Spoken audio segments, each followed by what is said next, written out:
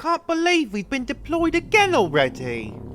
Yeah, we've been on quite a few campaigns now, haven't we? Just our luck, huh? And now we're fighting heretics worshipping the ruinous powers. And let me guess, they don't make sense. Oh, well, yes, exactly. This lot doesn't make any sense at all. Well, they're not really supposed to make sense, are they? They're servants of the Immaterium, non-reality, enemies of the human spirit. They serve ethereal creatures of thought and emotion who rupture reality with their very presence. Read that in a book, did ya? Yeah, real creepy book full of whispers. Yeah, probably don't tell the commissar about that. I think we're a little busy at the moment for me to be thinking of stitching on you. But you have time to complain about things. I can't help it, it's weighing on my mind. Well, spit it out then. Why don't these heretics make sense beyond the very sensible explanation I just gave you? Well, I mean, they're not all never-born, are they? Most of their servants are flesh and blood. You know, the traitor space marines and cultists and such, I mean. Sure, but, what about them? They make more sense than the Neverborn. Yes, but look at them. They're just screaming their heads off and charging at us. Oh, what do you expect from the servants of Born? That's kind of their thing. I just never thought that charging into enemy fire, swinging a sword around, was a tactically sound method of combat. Oh, they don't need to be tactical. They get all full of demony whatsits and then they charge. Making them unnaturally durable and able to weather our volleys.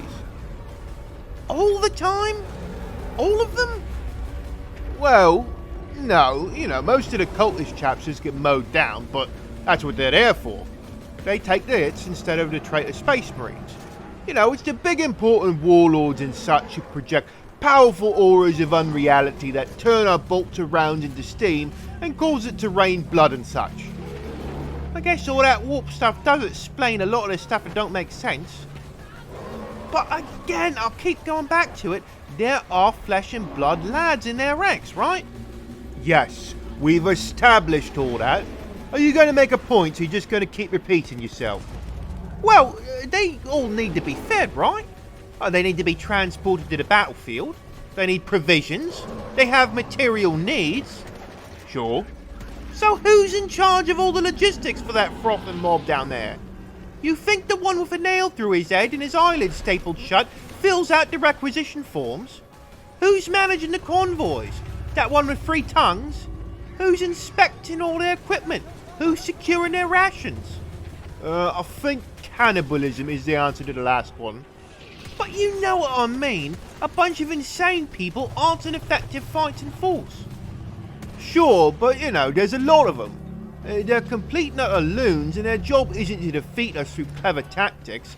Their job is sort of to ruin our morale, seeing as all these cultists used to be Emperor-fearing citizens not that long ago. It shakes a man to know how easy it is to fall, not to mention they have a frightful appearance. Now, the other job they serve is to catch bullets while all the big bosses go about the real business of the war. These screamers are just here to bog us down. And, not all cultists are completely brainless. Some of them are skilled and useful and not completely mad. Yeah, well, you don't really see those lot often, do you?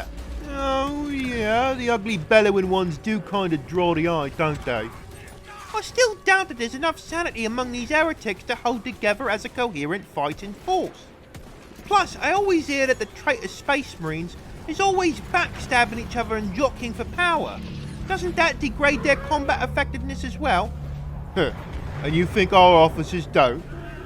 Oh, fair point. I don't know. They just look an awful mess. Well, they're not the only ones. The whole galaxy's a mess.